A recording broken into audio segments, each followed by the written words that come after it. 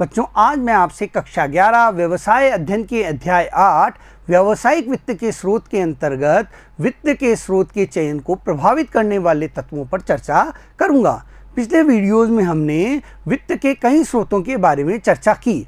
हमने देखा सभी स्रोतों के कुछ गुण होते हैं तो उनकी कुछ सीमाएं भी होती है। आइए अब हम इनके चयन को प्रभावित करने वाले तत्वों पर चर्चा करते हैं। आइए, वित्त कोषों के स्रोत के चयन को प्रभावित करने वाले तत्व। देखिए, हर व्यवसाय की आवश्यकता अलग अलग होती है। उसकी जो वित्तीय आवश्यकता होती है वो व्यवसाय के प्रकार पर निर्भर करती है। कितनी अवधि के लिए व्यवसाय को वित्त की आवश्यकता है उस पर निर्भर करती है। व्यवसाय की वित्तीय आवश्यकताएं विभिन्न प्रकार की होती हैं। दीर्घकालीन, अल्पकालीन, स्थायी, परिवर्तनीय। देखिए, कुछ दीर्घकालीन आवश्यकताएं होती है लंबे समय के लिए और कुछ कम समय के लिए आवश्यकताएं होती है। उसी के अनुसार एक व्यवसायी को वित्त के स्रोत का चयन करना होता है। इसी प्रकार कुछ जो आवश्यकताएं होती है वो स्थायी आवश्यकताएं होती है और कुछ आवश्यकताएं बदलती रहती है। उसी के अनुसार उसे वित्त के स्रोत का चयन करना होता है। फर्में कोष एकत्रित करने के लिए विभिन्न स्रोतों का प्रयोग करती है। देखिए, अब फर्में जो होती हैं वो विभिन्न स्रोतों से कोष एकत्र करती है। आइए देखिए, फर्में संचित आय के माध्यम से धन एकत्र करती हैं, सार्वजनिक जमा के माध्यम से धन एकत्र करती हैं, अंशों के निर्गमन के द्वारा धन एकत्र करती हैं, ऋण पत्रों के द्वारा धन एकत्र किया जाता है, बैंक साख के माध्यम से,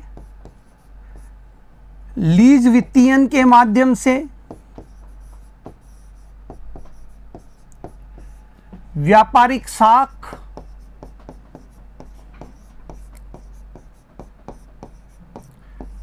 अंतर्राष्ट्रीय वित्तीयन,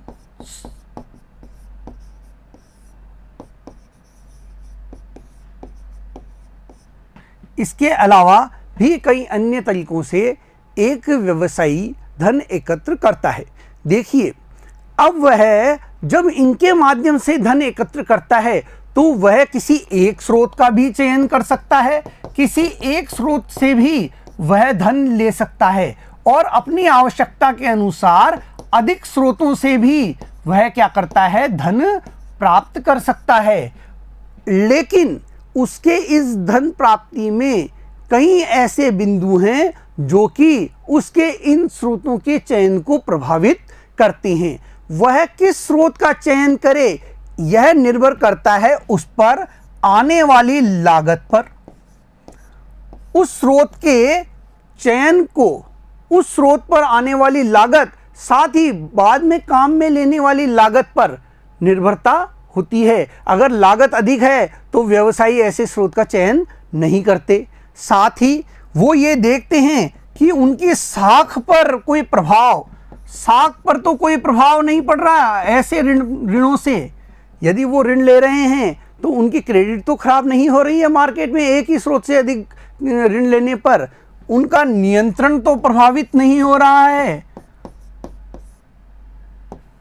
साथ ही वो ये देखते हैं कि उन्हें कर में तो लाभ प्राप्त हो रहा है या नहीं, करों में छूट मिल रही है या नहीं। ये सभी बातें और कई अन्य बातें हैं जो कि उनके इन स्रोतों में से सही स्रोत के चयन को प्रभावित करती हैं। आइए देखते हैं, कोषों का कोई भी स्रोत ऐसा नहीं है जिसकी सीमाएं ना हो। देखिए, हर स्रोत में कुछ न कुछ कमियां जरूर मिलती हैं। इसलिए एक स्रोत पर निर्भर न रहकर विभिन्न स्रोतों के मिश्रण को अपनाना चाहिए। इसीलिए व्यवसायी एक स्रोत पर निर्भर न रहकर कई स्रोतों को एक साथ अपनाता है। वह उनके मिश्रण को अपनाकर अपनी वित्तीय आवश्यकताओं को पूरा करता है। मिश्रण के चयन को कई कारक प्रभावित करते हैं जिससे व्यवसाय के लिए यह निर्णय लेना जटिल हो जाता है कि वह किस स्रोत का चयन करे और किस स्रोत से धन प्राप्त ना करे। ये कारक कौन से हैं? देखिए, वित्त के स्रोतों के चयन को प्रभावित करने वाले तत्व, पहला कारक है लागत। देखिए, दो प्रकार की लागत होती है। एक तो स्रोत से धन लेने की लागत, वित्त प्राप्त करने की लागत, दूसरा उसको काम में लेने की लागत। दो प्रकार की लागत होती है, कोष एकत्रित करने की लागत व उन्हें प्रयोग करने की लागत। संगठन को कोष जुटाने के लिए किस स्रोत का उपयोग करना है, इसका निर्णय लेने के लिए दोनों प्रकार की लागतों को ध्यान में रखना पड़ता है। देखिए, एक संगठन अंशों के निर्गमन द्वारा भी धन एकत्र कर सकता है। यदि वह संयुक्त पूंजी कंपनी है तो अंशों के निर्गमन द्वारा धन एकत्र कर सकती है। साथ ही ऋण पत्रों के माध्यम से धन एकत्र कर सकती है। अंशों का जब निर्गमन किया जाता है तो काफ़ी औपचारिकताओं को पूरा किया जाता है, इसमें लागत आती है। ऋण पत्रों में जब ऋण पत्र जारी किए जाते हैं तो लागत उस समय कम आती है, यहाँ लागत अधिक आती है निर्गमन पर। लेकिन देखिए, अंशों में बाद में क्या देना होता है? लाभांश देना होता है, और लाभ होने पर ही लाभांश दिया जाता है। जबकि ऋण पत्रों पर क्या दिया जाता है? ब्याज दिया जाता है और मूल धनराशि भी लौटानी पड़ती है। यानी प्रारंभ में इसकी लागत कम आई, लेकिन बाद में इस पर क्या है? लागत आती रहती है। अगला है संगठन के प्रकार एवं वैधानिक स्थिति। देखिए, आपका संगठन का प्रकार कैसा है, किस प्रकार का आपका संगठन है और उसकी वैधानिक स्थिति कैसी है, यह भी आपके वित्त के स्रोत के चयन को प्रभावित करने वाला कारक है। आप अगर साझेदारी फर्म के संचालक हैं तो आप अंशों का निर्गमन नहीं कर सकते, जबकि संयुक्त पूंजी कंपनी अंशों के निर्गमन के द्वारा धन एकत्र कर सकती है। तो इस प्रकार आप किस वित्त के स्रोत का चयन करेंगे, यह आपके संगठन के प्रकार और उसकी वैधानिक स्थिति पर निर्भर करता है। व्यवसाय संगठन का प्रकार एवं उसकी स्थिति धन जुटाने के निर्णय को प्रभावित करती है। एक साझेदारी फर्म समता अंशों के निर्गमन द्वारा धन नहीं जुटा सकती, क्योंकि इन्हें केवल संयुक्त पूंजी कंपनी ही निर्गमित कर सकती है। केवल संयुक्त पूंजी कंपनी ही अंशों का निर्गमन कर धन एकत्र कर सकती है। अगला देखते हैं बच्चों, उद्देश्य एवं समय अवधि। आपके व्यावसायिक फर्म का उद्देश्य क्या है, किस उद्देश्य के लिए उसे वित्त प्राप्त करना है, साथ ही किस अवधि के लिए उसे वित्त प्राप्त करना है, यह भी वित्त के स्रोत के चयन को प्रभावित करने वाला कारक है। यदि आपको दीर्घ अवधि के लिए वित्त प्राप्त करना है तो आप बैंक अधिविकर्ष के माध्यम से धन प्राप्त नहीं करना चाहते, क्योंकि वह तो केवल अल्प अवधि के लिए वित्त प्रदान करने का स्रोत है। तो ये चीज़ें आपको ध्यान में रखनी होती है। जिस अवधि के लिए धन की आवश्यकता है उसके अनुसार ही व्यावसायिक इकाई की योजना बनानी चाहिए। देखिए, जिस अवधि के लिए धन की आवश्यकता है, यदि आपको अल्प अवधि के लिए धन की आवश्यकता है तो आपको बैंक साख, बैंक अधिविकर्ष के माध्यम से धन लेना चाहिए, और दीर्घ अवधि वित्त की आवश्यकता है तो आपको अपने संगठन के प्रकार के आधार पर अंशों के निर्गमन द्वारा, ऋण पत्रों के द्वारा आपको क्या है? धन एकत्र करना चाहिए। अल्प अवधि की आवश्यकता को व्यापारिक साख, वाणिज्यिक प्रपत्र आदि के माध्यम व दीर्घ अवधि वित्त के लिए शेयरों व डिबेंचरों का निर्गमन अधिक उपयुक्त रहेगा। यहाँ पर आपको अपने व्यवसाय के जो प्रकार है उसके आधार पर भी निर्णय लेना होता है। जिस उद्देश्य से व जिस उद्देश्य के लिए कोषों की आवश्यकता है उन्हें ध्यान में रखना चाहिए, जिससे कि स्रोत का सही तरीके से चयन कर उपयोग किया जा सके। देखिए, आपका उद्देश्य क्या है और उस उद्देश्य के लिए कौन सा वित्त का स्रोत अच्छा रहेगा, इसको भी आपको ध्यान में रखना चाहिए, और उसी के लिए सही तरीके से आपको वित्त के स्रोत का चयन करना चाहिए, तभी वह वित्त का स्रोत आपके लिए उपयोगी सिद्ध होगा। अगला बिंदु है बच्चों, जोखिम। देखिए, वित्त के प्रत्येक स्रोत में अलग अलग जोखिम होते हैं। वित्त के प्रत्येक स्रोत का उसके जोखिम के आधार पर मूल्यांकन करना चाहिए। अब इसमें जोखिम क्या होता है? देखिए, समता अंशों में जो पूंजी लगती है वह एक फर्म के समापन पर ही लौटाई जाती है। जब फर्म का समापन होगा तभी वह पूंजी लौटाई जाएगी, उसको बीच में लौटाया नहीं जाता, तो यहाँ जोखिम कम होता है। जबकि जो ऋण पत्र हैं उन पर आपको ब्याज देना होता है और मूल राशि भी चुकानी होती है, तो यहाँ जोखिम अधिक होता है। समता अंश पूंजी में सबसे कम जोखिम है, क्योंकि अंश पूंजी का भुगतान कंपनी के समापन पर ही करना होता है और लाभ नहीं होता है तो लाभांश का भुगतान करने की विवशता नहीं रहती। देखिए, लाभ नहीं हो रहा है तो आपको लाभांश देने की भी कोई विवशता नहीं होती। ऋण में मूल एवं ब्याज दोनों के भुगतान का समय निर्धारित होता है, जबकि जब ऋण पत्र जारी किए जाते हैं तो उसमें मूल राशि चुकाने और ब्याज चुकाने का निश्चित अवधि अंकित होती है। कब आपको ब्याज चुकाना है, कब आपको मूल राशि चुकानी है, यह सारा ब्यौरा होता है। तो इसमें जोखिम अधिक होता है। आपकी चाहे फर्म को लाभ हो अथवा हानि, ब्याज का भुगतान तो करना ही होता है। आपको ब्याज का भुगतान करना पड़ेगा और मूल राशि भी लौटानी पड़ती है। नियंत्रण, देखिए, आपका व्यवसाय पर नियंत्रण किस वित्त के स्रोत से प्रभावित हो रहा है, यह भी आपके वित्त के स्रोत के चयन को प्रभावित करने वाला महत्वपूर्ण कारक है।